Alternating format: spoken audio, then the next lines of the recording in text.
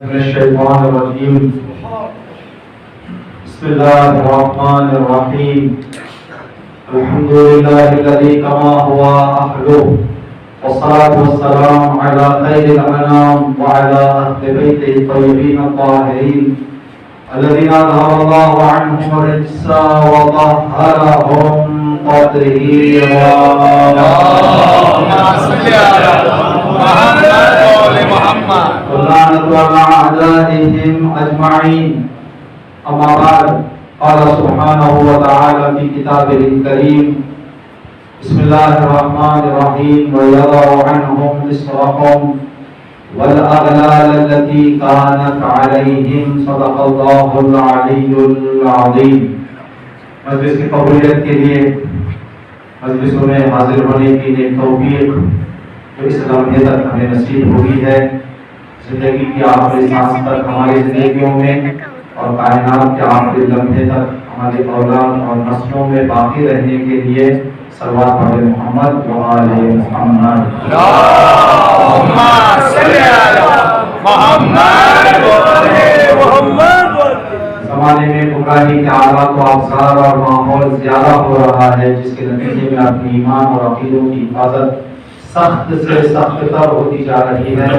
اس دور میں اپنی اور اپنے اولاد کی عاقبت بخیری کے لیے صلوات پڑھیں محمد و آل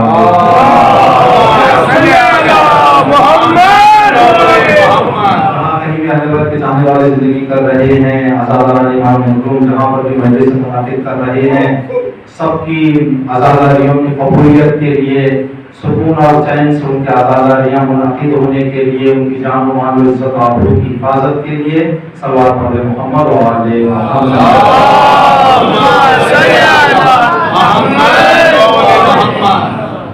کربلا ختم ہوئی ہے لیکن ابھی مقصد جاری ہے. کربلا اس وقت منزل مقصود کو پہنچے گی جب کربلا کا وارث ظہور کرے گا اور کربلا کے مقصد کو پورے عالم پر سرفراز کرے گا. منتقم خون امام حسین علیہ السلام کے جلد ظہور کے لیے صلوات علی محمد و آل محمد.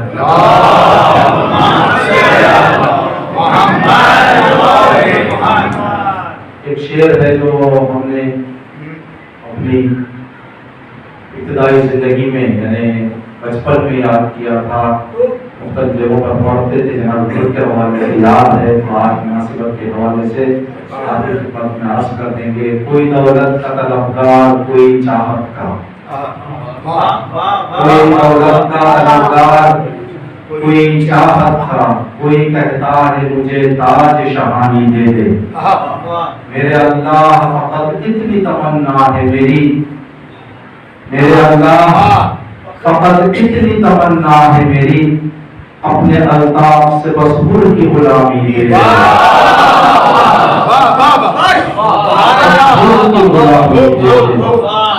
دعا کی قبولیت کے لیے انشاءاللہ اس در کے ہمیشہ غلام بن کر رہنے کے لیے صلوات پڑھیں محمد.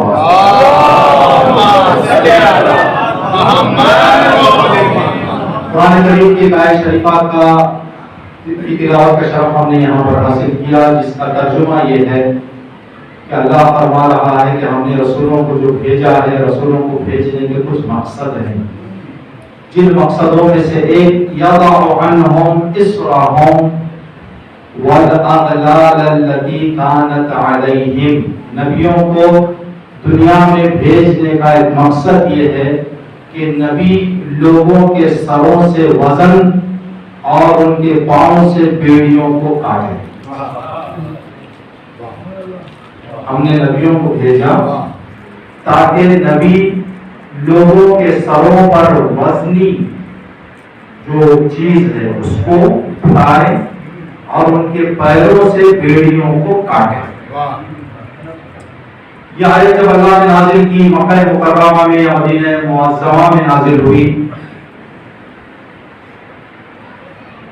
اب یہ اللہ نے گزشتہ لوگوں کے لیے نہیں بتایا، آئندہ لوگوں کے لیے نہیں بتایا، اس دور کے لوگوں کے لیے تھا. اور یہ قرآن کی حقیقت ہے کہ قرآن قیامت تک کے لیے ہے. جب تک قرآن رہے گا اس وقت تک پیروں کی بیڑیاں کٹتی رہیں گی، سروں کا وزن اترتا رہے گا. تو کس کے بیڑیوں کو کاٹنے کے لیے آئے ہیں یا کس کے وزن کو اتارنے کے لیے آئے ہیں، نام نہیں دیا، نہیں بتایا مکے کے فلاں ایریے کے لوگوں کی بیڑیوں کو کاٹیں گے۔ آپ چاہیں پوری تاریخ اسلام پڑھ لیں، اس دور میں ایک آدمی ایسا نہیں ملے گا جس کے پیر پر بیڑیاں تھیں۔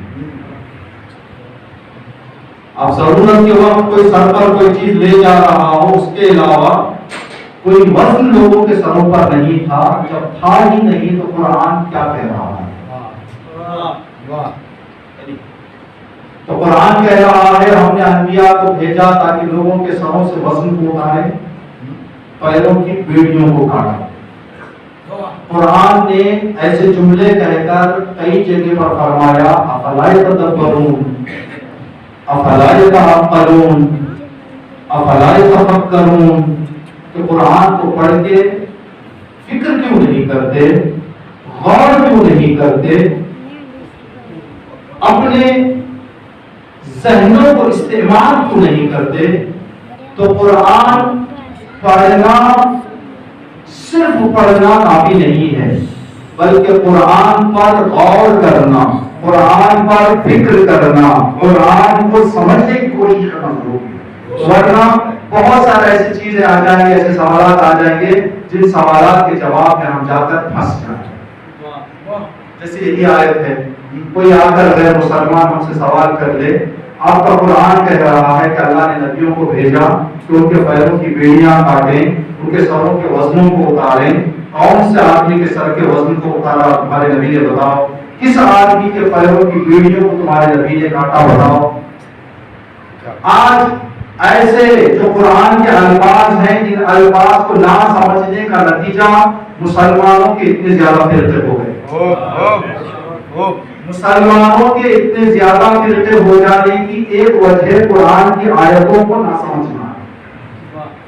اگر قرآن کی آیتوں کو سمجھ جاتے تو اتنے فرقے نہ ہوتے۔ قرآن ایک، رسول ایک، دین ایک، کعبہ ایک، تو فرقے اتنے کیوں؟ شیعہ، سنی، پھر شیعوں کے اندر اللہ بھلا کرے آج نئے نئے آ گئے، اہل سنت کے اندر بریلوی، دیوبندی، شافعی، حنبلی، مالکی، حنفی، اشاعرہ، معتزلہ، یہ جو نکلے، پھر مختلف یہاں اصولی، اخباری، شش امامی، آٹھ امامی، یہ جو نکلے ہیں، یہ سب کا کی جڑ کیا ہے؟ قرآن کو نہ سمجھنا ہے۔ اگر قرآن کو جیسے سمجھنا ہے ویسے سمجھ جائیں تو یہ نہیں ہوگا۔ آج مسلمانوں کا ایک بہت بڑا طبقہ، بہت بڑا مسلمان کی تعداد جو سعودی عربیہ میں اکثر ہے، جن کی رہتی ہے، جن کو مذہب وہابی سے یاد کیا جاتا ہے، البتہ ان کو وہابی کہیں تو چڑ جاتے ہیں، ان کو وہابی کہیں تو چڑ جاتے ہیں۔ وہ اپنے آپ کو کہتے ہیں ہم سلفی ہیں، وہابی نہیں کہتے اپنے آپ کو۔ جیسے ہمارے یہاں شاید یہ بات زیادہ یہ نہیں ہے، ہم لوگوں کو رافضی کہیں تو تھوڑا سا غصہ آ جائے، ہم لوگوں کو رافضی کہتے ہیں تو تھوڑا سا کیا ہے، عجیب لگتا ہے کہ کیوں یہ لوگ ہم کو رافضی کہتے ہیں۔ رافضی کا معنی کیا ہے معلوم ہے آپ کو؟ رافضی کا معنی ہے جو آدمی دور ہو گیا ہو، جو نکل گیا ہو یا نکال دیا گیا ہو، اس کو رافضی کہتے ہیں۔ ان کا یہ کہنا ہے، ان کی یہ خیال فکر ہے کہ ہم دین سے باہر ہو گئے، دین سے ہم کیا ہو گئے ہیں، دور ہو گئے ہیں، دین سے نکل گئے ہیں، تو اس لیے ہم کو کہتے ہیں رافضی۔ یہ آج سے شروع نہیں ہوا ہے، بلکہ اماموں کے زمانے میں بھی امام کے چاہنے والوں کو رافضی کہا جاتا تھا۔ ایک شخص آیا، شاید 8ویں امام یا 6ٹھے امام کی خدمت میں آ کے کہنے لگا کہ مولا راستے پوچھوں میں ہم کو رافضی رافضی کہتے ہیں، مجھے غصہ آ جاتا ہے۔ امام نے فرمایا نہیں، غصہ کرنے کی کوئی بات نہیں ہے، قرآن سے میں تمہیں بتاؤں گا تو خوش ہو جاؤ۔ اگر کوئی تم کو رافضی کہتا ہے تو خوش ہو جاؤ۔ کہا مولا کیوں خوش ہو جائے؟ کہ قرآن میں اللہ نے فرعون کو نہ ماننے والوں کو رافضی کہا ہے۔ قرآن میں اللہ نے جو فرعون کو دور کر دیا، فرعون سے دور ہو گئے، ان کو رافضی کہا۔ تم فرعون کے پیروکاروں سے دور ہو رہے ہو، رافضی کہتے کہا۔ وہاں فرعون سے دور رہنے والوں کو رافضی کہا گیا، تم فرعون کی نسل سے دور ہو، خوش ہو جاؤ۔ کی ہو. حیدرآباد کے شہر جو دارالزہرا ہے اس دارالزہرا میں دہلیز پر ایک شعر لکھا ہوا ہے رافضی کے حوالے سے. من علی را دوست دارم خلق گوید رافضی. میں علی سے محبت کرتا ہوں تو دنیا مجھے اس محبت کے نتیجے میں کیا کہتی ہے؟ رافضی کہتی ہے. اگر اس میں یار پر رافضی کہنا ہے من علی را دوست دارم خلق گوید رافضی، اگر یہ معیار ہے پس خدا و جبرائیل و مصطفیٰ شد رافضی.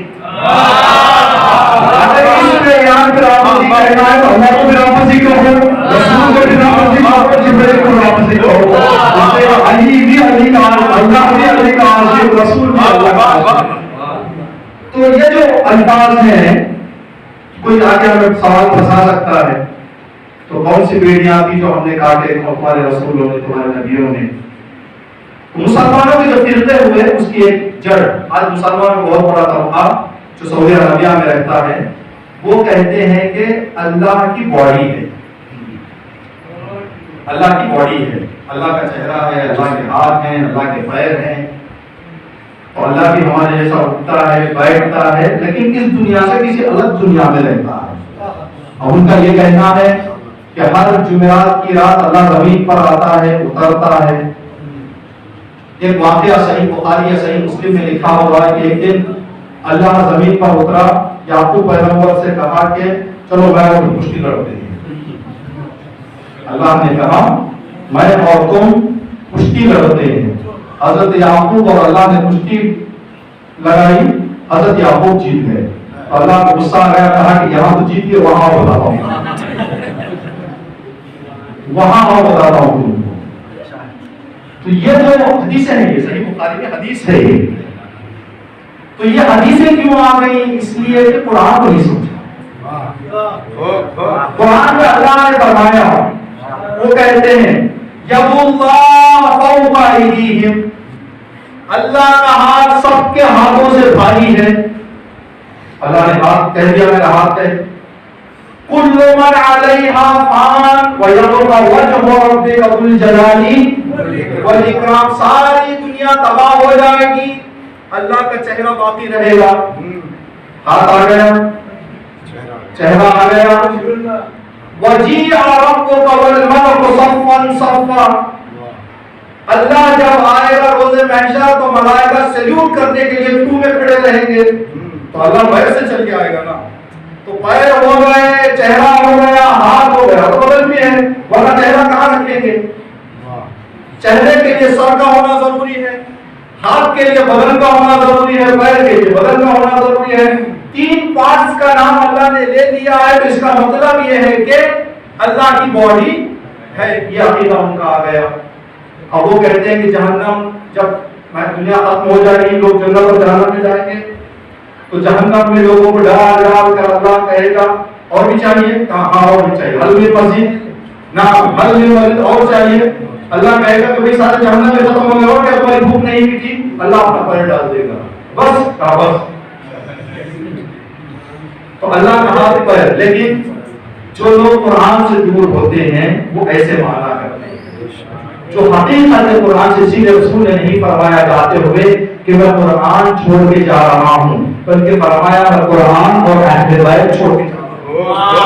جب تک ان دونوں سے جڑے رہو گے گمراہی سے بچے رہو گے.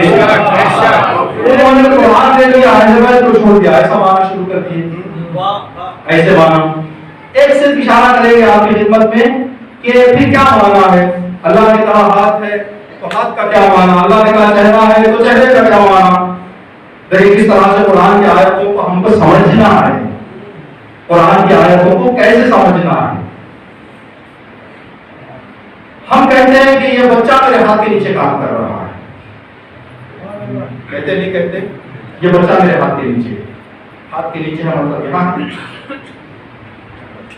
مطلب کیا میرے ہینڈ اوور ہے، میرے کنٹرول میں ہے. تو اللہ فرمائے ید اللہ فوق ایدیہم، سب کے کنٹرولوں پر میرا کنٹرول بھاری ہے. تو ید اللہ کا معنی ہاتھ نہیں ہے بلکہ کنٹرول ہے. پھر اللہ نے فرمایا اللہ کا چہرہ باقی رہے گا. ہم کیا کہتے ہیں؟ کوئی ایک چھوٹی سی غلطی ہو گئی، گھر دیر جا رہے ہیں، کیوں کام کیا منہ لے کے جاؤ؟ یہی منہ لے کے جاؤ گے نا، کون سا منہ لے کے جاؤ گے؟ تو یہ کیا منہ لے کے جاؤں کا مطلب یہ آنکھ ناک کہنا نہیں ہے،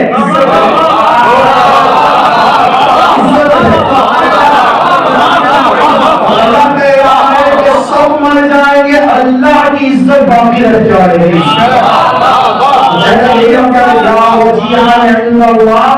اے وہ جو اللہ کے سامنے صاحب عزت ہو، ہماری شفاعت کروائے، واجب کا معنی نہیں ہے، بلکہ واجب کا معنی ہے عزت۔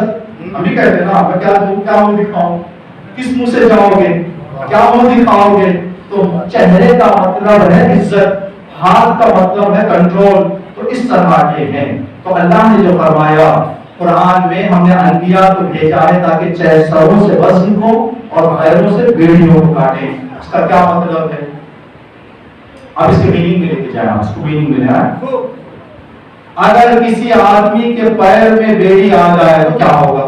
یہ بیڑیاں نہیں جو ہم گھروں میں لگاتے ہیں، یہ 5 گرام کی 4 گرام کی جو بیڑیاں لگاتے ہیں، تو وہ بیڑی یہ نہیں، بلکہ بیڑیاں جو جیلروں کو لگاتے ہیں، جیلروں کو جو لگاتے ہیں یا ہاتھیوں کو جو لگاتے ہیں، بیڑیاں 2 طرح کی ہوتی ہیں۔ ابھی جو سر کا بوجھ ہے وہ دوسری بیڑی ہے۔ بیڑیاں جو لگائی جاتی ہیں، سمجھے ایک جیلر کے پیر پہ بیڑیاں ڈال دی گئی تو کیا ہوگا؟ کیا چینجنگ آئے اس کی لائف میں؟ ایک آدمی کو ذہن میں لائیں جس کے پیروں پر بیڑیاں ڈالی گئی ہیں جیل والی، تو کیا چینجنگ آئے اس کی لائف میں؟ کیا وہ زیادہ بھروسہ کر پائے گا؟ کیا وہ لمبے ڈسٹینس تک چل پائے گا، جا پائے گا؟ نہیں۔ کہاں رہے گا؟ ایک محدود، ایک لمیٹڈ ایریا کے اندر وہ رہ جائے گا، اس کے آگے نہیں بڑھ پائے گا۔ تو زنجیر جو اللہ نے کہا، زنجیر کا مطلب لوہے کی زنجیر نہیں، بلکہ زنجیر کے اثر کو دیکھو۔ کچھ لوگ ایسے ہیں جو اپنے ذات پات میں محدود ہو کے رہ جاتے کے سامنے خاندان کو دیکھا جاتا ہے، حق کو اپنے خاندان سے آگے نہیں جا پا رہا ہے، حق کے وقت اپنے نام سے آگے نہیں جا پا رہا ہے، مطلب بیڑیاں پیر میں۔ تو رسول آئے ہیں ایسی بیڑیوں کو کاٹنے کے لیے۔ رسول نے اتنا ان بیڑیوں کو کاٹا، جہاں خون کے پیاسے تھے وہاں مکیہ اور مدینے والوں نے اپنے گھر کا آدھا حصہ دے دیا تھا رہنے کے لیے، بھائی بھائی سمجھ کر رہتے تھے، رسول نے ساری بیڑیوں کو کاٹ دیا۔ اب سر کے وزن کا کیا مطلب ہے؟ سر کے وزن کا مطلب ٹینشن۔ اگر کسی آدمی کے سر پر 100 کلو کا ایک ویٹ رکھ دیا جائے، وزن رکھ دیا جائے، تبھی وہ نہیں چل پائے گا۔ جو پیر کی بیڑیاں انسان کو کس دیتی ہیں، محدود کر دیتی ہیں، اسی طرح سے سر کا بوجھ بھی انسان کو محدود کر دیتا ہے۔ سر کا بوجھ کیا ٹینشن یا یہی تعصب، حسد، یہ وہ چیزیں ہیں جو سر کا بوجھ ہے۔ سر کا بوجھ ہے، یہ سر کا بوجھ بھی انسان کو ترقی کرنے، آگے بڑھنے نہیں دیتا۔ ایک بہت پیارا جملہ کسی حکیم نے فرمایا، حسد ایسا زہر ہے، حسد ایسا زہر ہے جس زہر کو آدمی کھا کے دوسرے کی مرضی کی امید رکھتا۔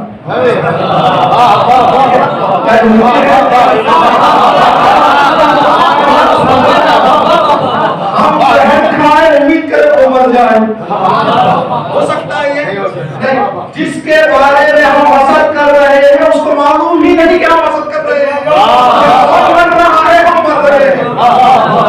یہ سر کا بوجھ ہے، سر کا بوجھ ہے جس کو ہٹانے کے لیے رسول ہے۔ تعصب، حسد، یہ ساری چیزیں ابھی جو ہم نے ذکر کی ایگزامپل دی زنجیروں کی، کہتے ہیں کہ ایک بچے کو ان کے والد زو لے کے گئے، جب زو لے کے گئے تو بچے نے دیکھا کہ ایک ہلکی سی پتلی سی چین ہاتھی کے پیر پر باندھی گئی ہے اور ہاتھی اس چین سے آگے نہیں بڑھتا، اس زنجیر سے آگے نہیں بڑھتا، وہی کھڑا ہوا ہے۔ بچہ تھا، بچوں کے جو سوالات ہوتے ہیں بڑے مہم سوالات ہوتے ہیں، بچوں کے ذہن میں جو سوالات آتے ہیں بڑے قیمتی سوالات آتے ہیں. اس نے بابا سے کہا بابا جان ہم نے دیکھا ہاتھیوں کو چینلز میں بڑے بڑے درختوں کو گرا دیتے ہیں، بڑے بڑے چیزوں کو نابود کر دیتے ہیں ہاتھی، یہ کیسا ہاتھی ہے جس کے پیر پر معمولی سی زنجیر باندھی ہوئی ہے، وہ کھڑا ہوا ہے، کیوں توڑ کے نہیں جاتا؟ اس نے کہا بیٹا ایسی بات نہیں ہے، یہ ہاتھی کو جب جنگل سے زو میں لایا گیا موٹی بیڑی باندھی گئی تھی، موٹی بیڑی میں 1 مہینہ وہاں پر رکا دیا گیا اور اس کے دماغ میں یہ بات بیٹھ گئی ہے کہ موٹی بیڑی، اب اس کے خیال میں یہ بات ڈال کے موٹی کو نکال کے پتلی بیڑی ڈالتی گئی. ایسی بیڑی یہاں پہ ہمارے ذہنوں میں بہت ساری رہتی ہے، ایسی بیڑیاں بھی جس کا توڑنا آسان ہے لیکن ہم سمجھتے ہیں کیسے ٹوٹے گی. وہ ہاتھی والی موٹی بیڑیوں سے چھوٹی بیڑیاں ہیں جو ذہنوں میں آ جاتے ہیں. ایسے چیزوں کو کاٹنے کے لیے رسول آئے. کیا آج بھی قرآن ایسی بیڑیوں کو نہیں کاٹ رہا ہے؟ کیا آج بھی ایسی بیڑیاں لوگوں کے پیروں میں نہیں ہیں؟ یَضَعُ عَنْهُمْ إِصْرَهُمْ وَالْأَغْلَالَ الَّتِي كَانَتْ عَلَيْهِمْ. لیکن جس نے اس پتلی بیڑی کو کاٹ کر اپنے آپ کو آزاد کر لیا جناب حر، حر یعنی آزاد، حر کے پیروں پر یزیدیت کی بیڑیاں بندھی ہوئی تھی. ان بیڑیوں میں حر جکڑے ہوئے تھے. نام حر تھا، نام تھا آزاد لیکن تھے قیدی. نام تھا آزاد لیکن تھے قیدی. یہ بھی ایک دنیا کا ایک مسئلہ ہے کہ بچے پیدا ہوتے ہیں تو بڑے شوق سے نام رکھ دیے جاتے ہیں. نام رکھا جاتا ہے شجاع، ڈرپوک نکل جاتا ہے بچہ. نام رکھتے ہیں صادق لیکن کبھی سچ زبان سے نہیں نکلتا. یہ الٹے سیدھے ہو جاتے ہیں کام، الٹے سیدھے ہو جاتے ہیں. بہت کم ایسا ہوتا ہے کہ انسان کا جو نام ہے اس پر پورا اترے. نام کا اور تھا قیدی. کیا پیروں میں بیڑیاں تھی؟ نہیں، بلکہ ہزاروں کے لوگوں کو بیڑیاں ڈالنے کی طاقت تھی ان کے پاس. بادشاہ شجاع تھے، لیڈر تھے، کمانڈر تھے لشکر کے. امام نے جناب حر کے بیڑیاں کاٹنے کے لیے 3 کام کیے. ایک عقیدے کا امتحان لیا، ایک غیرت کا امتحان لیا. جب دونوں امتحان میں حر کامیاب نکل گئے تو امام نے فرمایا اس کی بیڑیاں کو توڑوں گا، اس کی بیڑیوں کو کاٹوں گا. کون سا امتحان کیا؟ عقیدے کا. عقیدے کا امتحان یہ لیا کہ جب نماز کا وقت آیا جناب حر سے امام نے فرمایا کہ بھائی آپ اس لشکر کے ہو، اس لشکر والے ہاتھ باندھ کے نماز پڑھتے ہیں، ہاتھ کھول کے نماز پڑھتے ہیں، تو مجھے امام تو نہیں مان رہے ہو. اگر مجھے امام مان دے تو یہاں نہ آپ میرا راستہ روکنے کے لیے اپنی جماعت الگ کرو. ہم اپنی جماعت الگ کر رہے ہیں. جیسے ہی یہ کہا امام نے تو جناب حر نے فرمایا اللہ کا عذاب آ جائے گا، رسول کا نواسہ ہوتے ہوئے میں الگ جماعت کروں.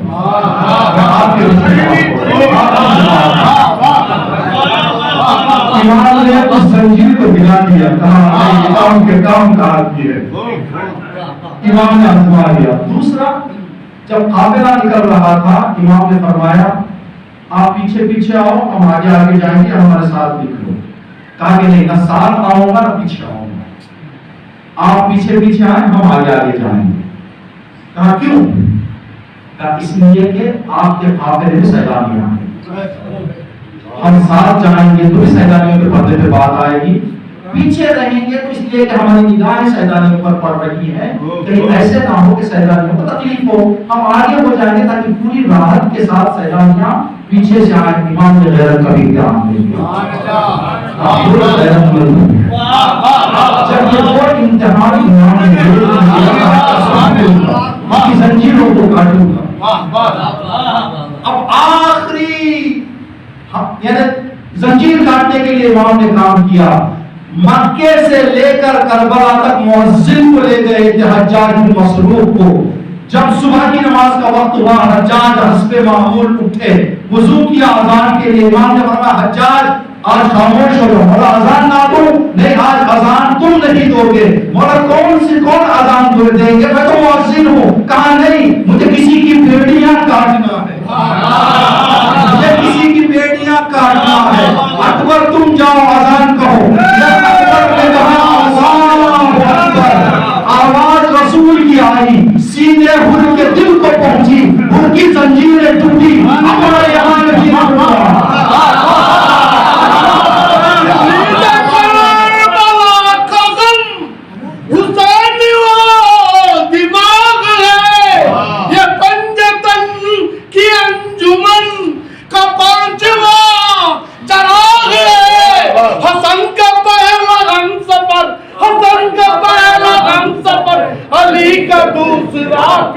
امام تیسرا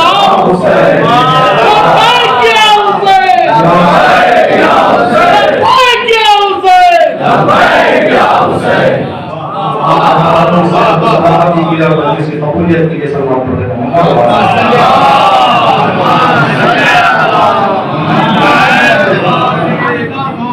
امام نے بیڑیاں کاٹ دی اور ایک سرٹیفکیٹ بھی دے دیا امام نے.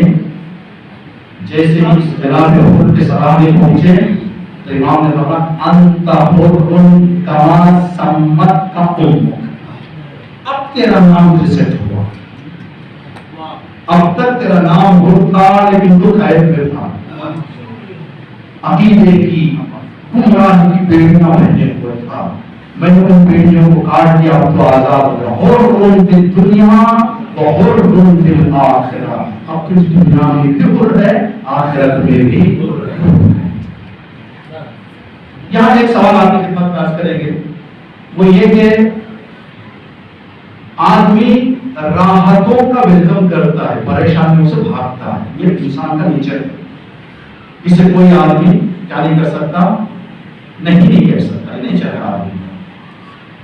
جناب حر جو اس لشکر سے کٹ کر اس لشکر میں آ رہے تھے، راحتوں کے لیے آ رہے تھے یا مصیبتوں کے لیے آ رہے تھے؟ مصیبتوں. یقین تھا ان کو شہید ہونا ہے. جو حالات تھے صبح عاشورہ آئے تھے، جو حالات تھے وہ حالات گواہ ہیں کہ جناب حر کو یقین تھا کہ وہ مصیبتوں کے لیے جا رہے ہیں، بلاؤں میں جا کے اپنے آپ کو ڈال رہے ہیں. کیا یہ ایک عقل مند انسان کے لیے سازتا ہے کہ ایک عقل مند انسان اپنے آپ کو راحتوں سے نکال کر پریشانیوں میں ڈال دے؟ کیا ممکن ہے دردوں میں ڈال دے، مصیبتوں میں ڈال دے؟ ہاں ممکن ہے. کیسے ممکن ہے؟ آپ خدمت بتائیں گے کہ انسان غم کا استقبال ہر انسان نہیں کرتا، لیکن کچھ ایسے موقع آ جاتے ہیں جہاں انسان خوشی خوشی سے غم کا استقبال کرتا ہے. خوشی خوشی سے غم کا استقبال کرتا ہے. کون سا غم؟ جب ہمیں ہاسپٹل لے جا کر انجیکشن لگایا جاتا ہے تو درد ہوتا ہے یا نہیں ہوتا ہے؟ ہم ویلکم کرتے ہیں اس درد کا؟ کرتے. کیوں کر رہے ہیں؟ اس لیے کہ اس چھوٹے سے غم کے بعد بڑی راحت، بڑی خوشی ہے. جہاں درد کے بعد درد ہو وہ بیکار درد ہے، اس کو نہیں لینا چاہیے. جہاں درد کے بعد راحت ہو، خوشی ہو، اس کو گلے سے لگانا چاہیے. اور دنیا گلے سے لگاتی ہے. ماں جب کوئی لڑکی گھر سے عروس بن کر بیاہ ہو کر جاتی ہے، اگر اللہ نہ کرے خدا سارے جو دنیا جن کی خواہشوں کو نیک اولاد عطا کرے، اگر 1-2 سال بچوں کی ولادت کے حوالے سے حاملگی کی مسئلے میں دیری ہو جائے تو ہر امام بارگاہ میں منتیں، ہر مسجد میں منتیں. اب بچی جب پیٹ میں بچے کو اٹھاتی ہے ماں، درد ہوتا ہے نہیں؟ یہ مرحلہ پورا درد و تکلیف کا مرحلہ ہے، لیکن پورے گھر والے خوش، پورے سسرال والے خوش. ایک عورت کو درد دے کر کیوں خوش ہو رہے ہو؟ کہا یہ مختصر درد ہے جس کے بعد بڑی خوشی ہے.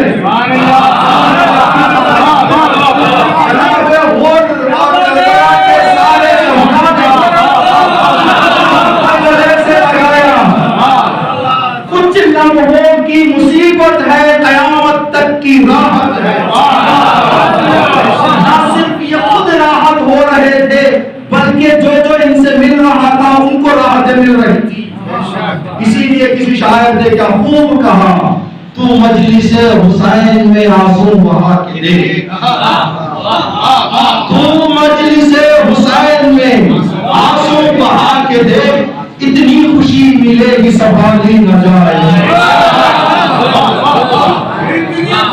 اتنی خوشی ملے گی سنبھالی نہ جائے۔ ایک اور مسئلہ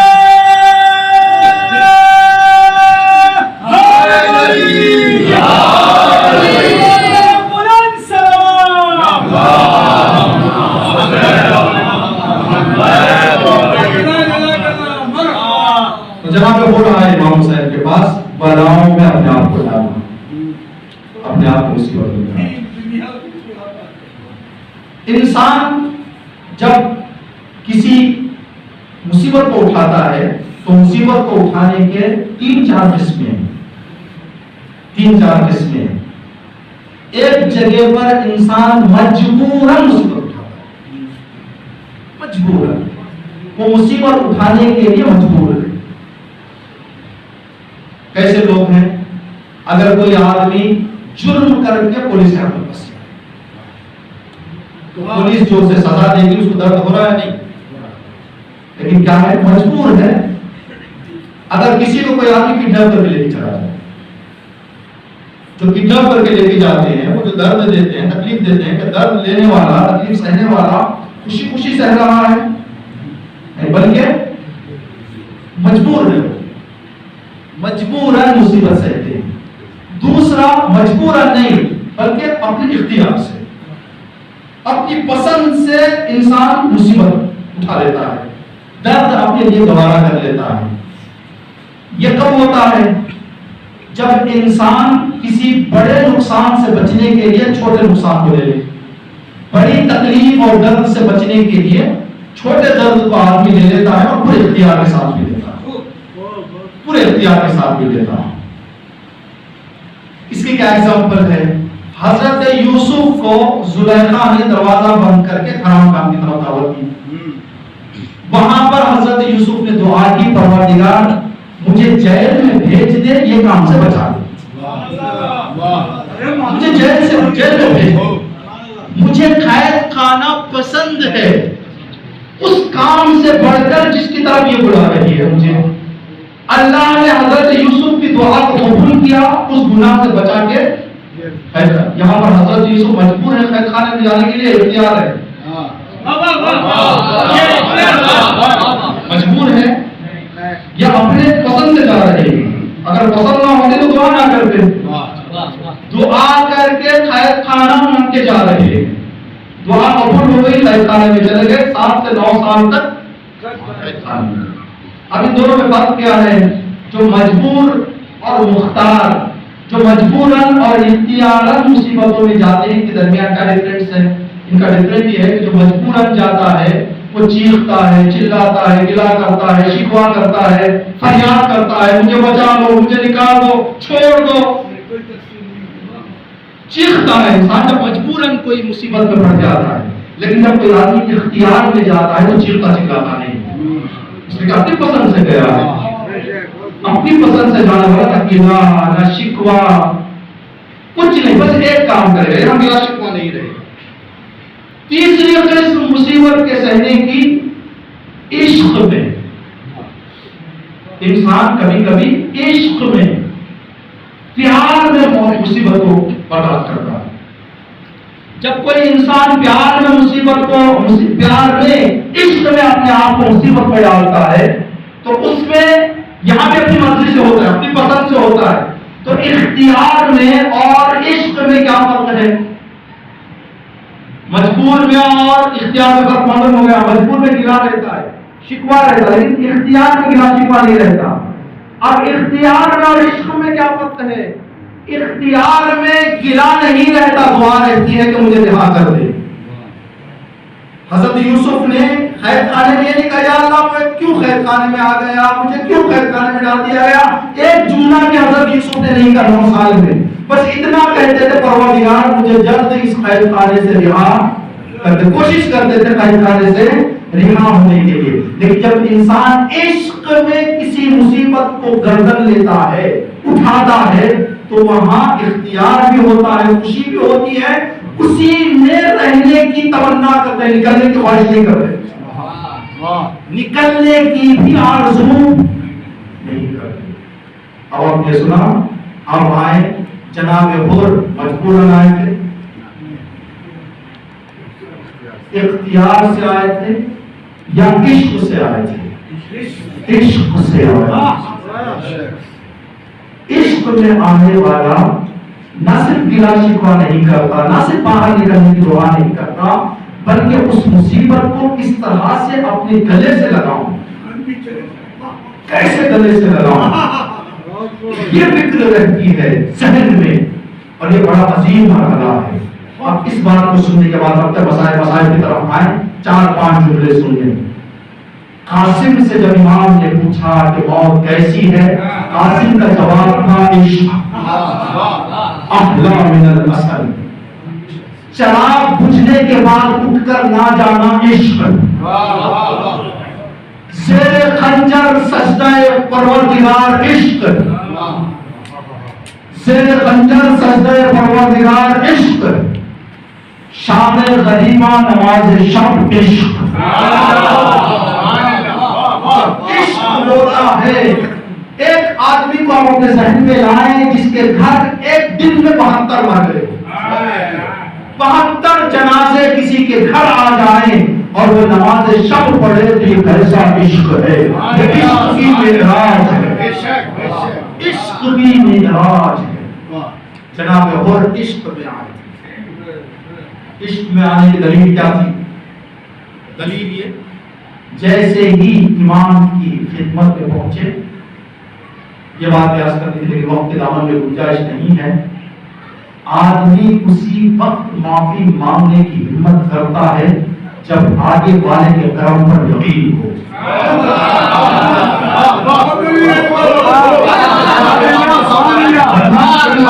جلدی کسی سے جا کے معافی، چھوٹی موٹی ہماری کبھی جھوٹ نکل گیا، کبھی کہیں بیٹھے بیٹھے 2 جملے نکل گئے، ان 2 جملوں کی معافی مانگنے کے لیے ہم 4 دن سوچتے ہیں، 5 لوگ آ کر ہمیں دھکا دیتے ہیں، تب جا کر زبان سے کہتے معاف کر لو، وہ بھی کہہ دیتا زبان سے معاف کر لو۔ جب 2 جملوں کی غلطی معاف کرنا اتنا سخت ہے اور انسان اتنا جلدی دروازے پہ نہیں جاتا معافی مانگنے کے لیے، یہ کون معافی مانگنے کے لیے آ رہا ہے؟ جس نے قافلہ روکا، جس نے پورے قافلے کو کربلا تک پہنچایا، اتنا بڑا جرم کرنے کے بعد وہ حسین کے کرم پر کتنا یقین تھا، ہمت کر کے پڑے۔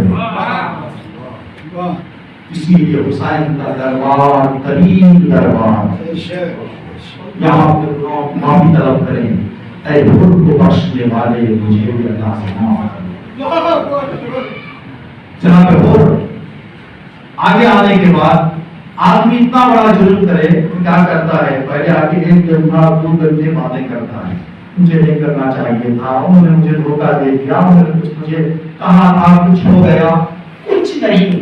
حسین کے کرم کی انتہا کو وہ پہچانتے تھے، جس کے نتیجے میں آ کر صرف 2 کلمے کہے، 2 ورڈز، 2 سینٹنس بھی نہیں، 2 لفظ، حل لی توبہ، کیا میں معافی کے قابل ہوں؟ امام نے فرمایا نعم، کیوں نہیں؟ شرم سے سر جھکا ہوا تھا بولنا، جیسے امام نے فرمایا نعم، یہاں پر ہاتھ رکھا چہرے کے، سر اٹھا کے کہا، سر ادھر جھکا رکھ، ادھر سر اٹھا کے رکھنا ہے، اب تو اس کی بارگاہ میں آ گیا ہے جو سر فراز ہے، جو سر بلند ہے، اب شرم نہیں ہے۔ اب دیکھیں جناب عمر جو آئے، عشقاً آئے، کا مولا جنگ کی اجازت، اس لیے کہ سب سے پہلے دشمن کی شکل میں جو آپ کے پاس پہنچا میں تھا، سب سے پہلے آپ کی مدد میں جو جان دینا چاہتا ہوں وہ میں، مجھے اجازت دے دیں۔ امام نے فرمایا حر بسم اللہ۔ حر کا جوان بیٹا بھی آیا تھا جس کا نام بکیر بن حر، 18-20 سال کا جوان تھا۔ کہا مولا کہیں ایسے نہ ہو کہ میں شہید ہو جاؤں اور میرے بیٹے کا ارادہ ہو جائے۔ عشق میں جو آتا ہے مصیبتوں کو گلے لگاتا ہے. مولا اگر اجازت دے تو پہلے میرا جوان جائے اس کے بعد میں جاؤں. جب امام نے جوان کو اجازت دی جناب حر کے بکیر بن حر ریاحی کو، جناب حر نے فرمایا مولا میں ایک مختصر واقعہ آپ کو بتانا چاہتا ہوں. آپ بتاؤ کیا واقعہ ہے؟ مولا جب ابن زیاد نے مجھ سے کہا جاؤ حسین کا راستہ روکو، تو میں پوری تیاری سے کوفے سے جب نکل رہا تھا پیچھے سے آواز آ رہی کہ وہ جنت مبارک اور جنت مبارک. میں نے سر کو پٹک کے کہا فاطمہ کے لال کا راستہ روکنے جا رہا ہوں اور مجھے جنت کی بشارت دی جا رہی ہے، یہ کیسے ممکن ہے؟ مولا اب مجھے یقین ہو گیا کہ وہ خبر سچی ہے. مولا میں گھر سے نکلتے ہوئے مجھے جنت کی خوشخبری مل رہی تھی. امام نے فرمایا اور ہمارے جتنے بھی دور ہوں ہم ان کا خیال رکھیں. ہم نے تجھے یہاں نہیں بلایا، کوفے سے تیرا خیال کرتے ہوئے آ رہے ہیں. اپنوں کا ہم اتنا خیال کرتے ہیں. امام نے فرمایا مولا اجازت دے میرا جوان جائے. امام نے فرمایا بسم اللہ اے بکیر جاؤ اپنے مولا کی راہ میں جان قربان کرو. جیسے ہی بکیر بن حر ریاحی میدان کی طرف نکلے، امام نے جناب حر کے کاندھے پر ہاتھ رکھا، سینے پر ہاتھ رکھ دیا. کہا مولا یہ عمل کی کوئی وجہ؟ کہا کہ جوان جا رہا ہے. تو ضعیف ہے، بوڑھے باپ کا جوان کی میت دیکھنا، شہادت دیکھنا مشکل کام ہے. میں تیری ہمت کے لیے حوصلہ رکھ، حسین ہے.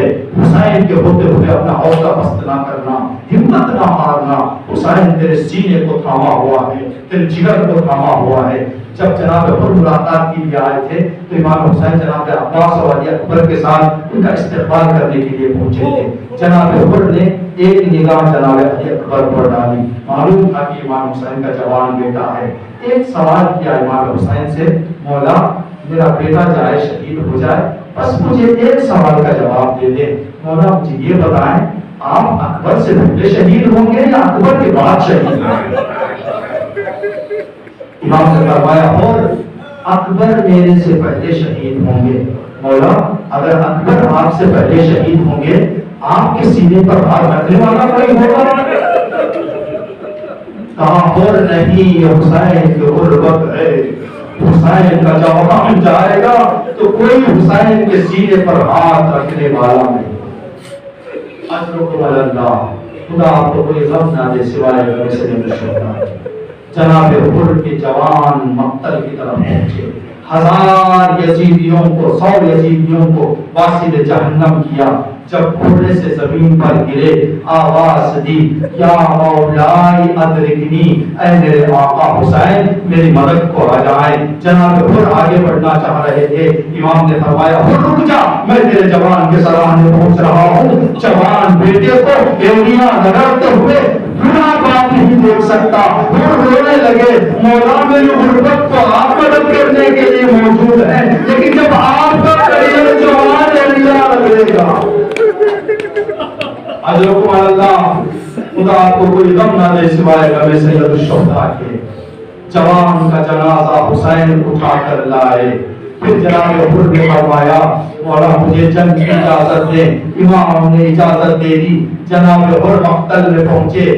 ایک جنگ کی جو دیکھنے والی جنگ کی جو تاریخ نے لکھا ہے، شہادت جب قریب ہوئی جناب حر کی تو جناب حر نے امام کو آواز نہیں دی. خیال یہ آ رہا تھا میں کس منہ سے حسین کو آواز دوں، میں نے حسین کا راستہ روکا.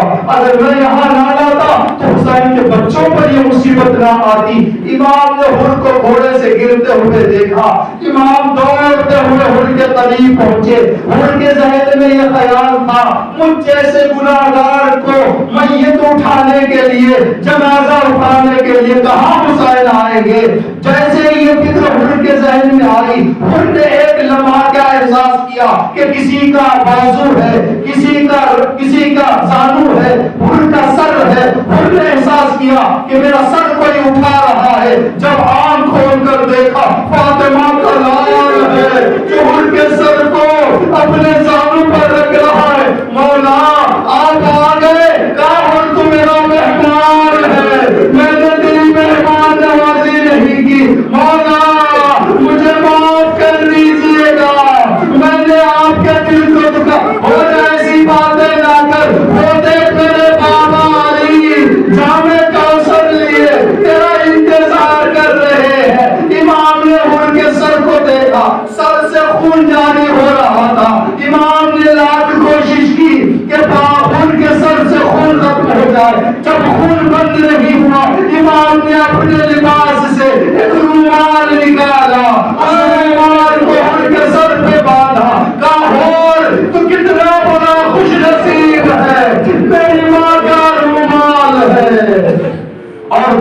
سر کا تاج ہے، اور اب ہمیشہ ہمیشہ کے لیے یہ افتخار تیرے نصیب ہوگا۔